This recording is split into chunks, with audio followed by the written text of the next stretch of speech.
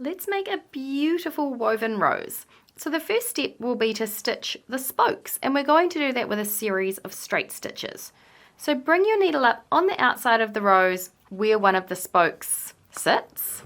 Pull through all of your working threads so that your knot's holding it nice and secure on the underside. And then poke your needle down in the center. Just gently pull through all that working thread to make a straight stitch, and that's your first spoke. So just work your way around the outside of the circle so that you cover each spoke mark with a straight stitch, always going down into the center. You can go down into the same hole, of course, that's totally fine. You don't need to pull these super tight. As I work my way around, sometimes I just poke my needle down just to the side, like you may not even notice. It just takes a little bit of pressure off that center hole, but that's not a major. And once we've finished stitching these 5 spokes, there's always an odd number of spokes for a woven rose, we are going to secure off our thread. And that way, if we make any, if we have any mishaps as we actually weave the woven rose, and we need to unwind what we've done, we'll still be left with these spokes that are nice and secure.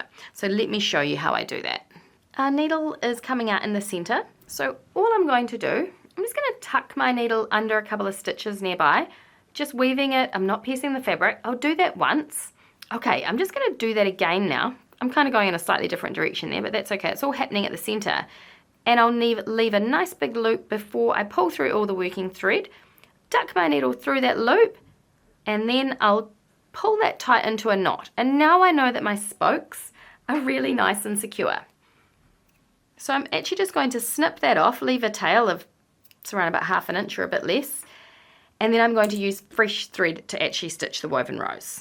Let's start weaving the rose. So bring your needle up in between 2 of the spokes, as close to the center as you can get. So I'm bringing it up just in that V there. I'm going to pull my needle through and then draw through all of that working thread so that my knot's keeping my thread nice and secure on the back. Now, that is the last time we're going to pierce the fabric until we need to restart our thread. So we're going to weave our thread over and under each of the spokes and build up a beautiful raised effect. So let's get started. Now I've brought my needle up here. The next spoke I'll go over, and then the one after that I'll duck under with my needle. So I'm not piercing the fabric, I'm just weaving my needle under that spoke, and then I'll pull through all of the working thread, pulling on a reasonable amount of tension there because I want the stitch to sit nice and snug against the center of the rose. Okay, so I know that we've gone under this one, over that one, so now we want to go under the following spoke.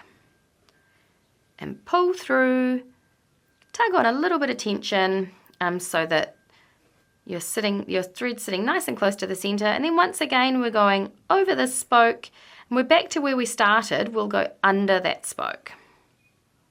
As we go around the rose, for about the first half, I do tend to pull a reasonable amount of tension on, okay? So that it sits nice and it has that really nice raised effect. I've got so many tips to share with you, so here are some of them. You really don't want to catch the fabric, and you don't want to catch the spoke with the pointed end of your needle, so I often just go like that to ensure nothing's snagging it as I pull it through. Another tip is if you've got things happening around here or you're finding it hard to get under the spoke, I actually just push under it with my other hand, and that kind of creates a little bit more clear air to allow me to duck under the spoke. So I've gone under that one, and now I want to go over the next and under the following one. So I'll just push up against the base of the rose, do a little sweep under that next spoke.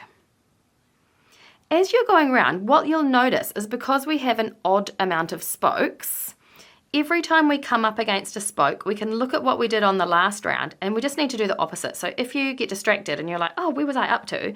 It's all good. You know you went under here, so we're going to go over this one. But you can also have a look and go, I can see, oh, I definitely ducked under that spoke last time, so I know I'm on track if I'm going over it this time. So you're basically going over one spoke and under the next in one motion. So continue to do that for the first half of the rose.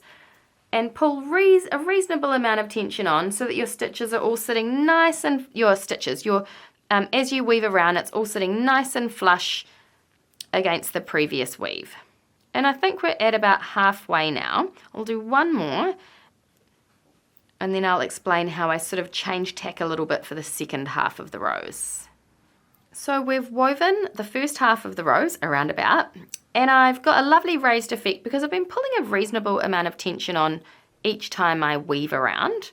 From now on, I'm just going to ease off a little bit so that the second half of the rose just sits a little bit more comfortably. I'm not bunching it up quite so much. We're weaving over and under every second spoke, going over, then under, and see how it's just building up such a beautiful effect. What I want to do now is to show you what to do when you need to restart your thread. So let's imagine this thread's even shorter. Well, actually, I know I'm not going to make it around the whole row, so I may as well restart my thread now. So what I'm going to do is I know that I need to go over this spoke and under that one at the top. So I'll do that, but instead of actually weaving under that top spoke, I'll just poke my needle down on the right-hand side. And as I do this, as I poke my needle down to the underside, woven roses are quite delicate, so I'm just going to pop my finger on top of the rose to make sure I don't whip any of it out of shape. Gently pull through the working thread, and if you pull really tight, you'll make your rose all bunch up. So I'm just being really gentle with this step. And now my thread is on the underside, and I will knot that off. I'll show you how. So we just have to be really careful we don't knock anything out of place on the top side. So I've got my free hand and I'm holding the rose firmly with my finger on the top side of the fabric. Now I'm just going to duck my needle in towards the center of the rose where it's all quite secure. Just gently pull through the working thread, and I'll do that again, but this time I'll leave that loop to duck through. And as I tighten that up, I've made a nice knot. The whole time I was doing that, this finger has been holding the rose in place on the front of the fabric. Okay, I'll just snip that tail off, and then we'll have a look at where we're at on the top side, and I'll show you how to restart your thread in the right spot. Okay, so because I had my finger nicely holding that rose in place while I knotted off the thread on the underside, it's all held its shape well. So I know I ducked my needle down to finish the thread there on the right hand side of that spoke. So what I'm going to do is I'm going to restart my thread by bringing it up on the other side of that spoke. Just be really gentle as you pull that through from the bottom side. If you feel any resistance, just make sure you're not catching your rose. And now we can continue as we were, and no one ever knows. It just looks like we ducked under that spoke instead of finishing and starting a new thread. If you forget where you started or finished, don't worry, just bring your needle up and try to continue that over under pattern, and I'm sure you'll be fine. Let's weave the second half, continue to weave the second half of our rose. So we've gone under the spoke, over that one, we'll go under the next one. You often have to move your hoop around or reposition your hands as you do this so that you're feeling comfortable.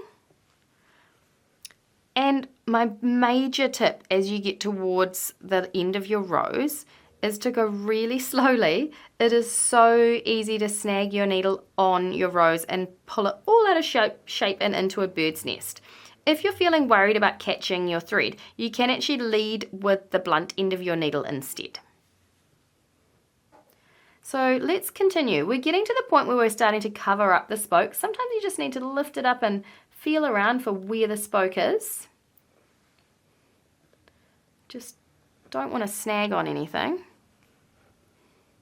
Okay, and we might just need to do one more round. This is the moment when you want to concentrate the most as you're finishing it off.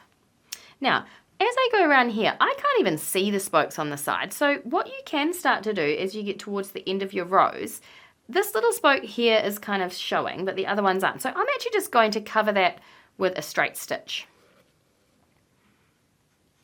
And then I can have a look at my rose and see if I need to do that anywhere else. Yep, that spoke at the top is showing, so I'll just bring my needle up, just see the line there. And then I'll just pop another straight stitch on and finish it. You can just work a series of, you can keep weaving over and under the spokes, but if they're getting a bit hard to see, it's a great idea to just finish off with a few straight stitches around the edge. You might just find that easier than trying to find your spokes, but either option's totally fine. It doesn't even matter if some of your spokes are still showing. I've got a couple of spokes still showing here, so I could leave it, but I'll just do a couple more straight stitches to cover them up.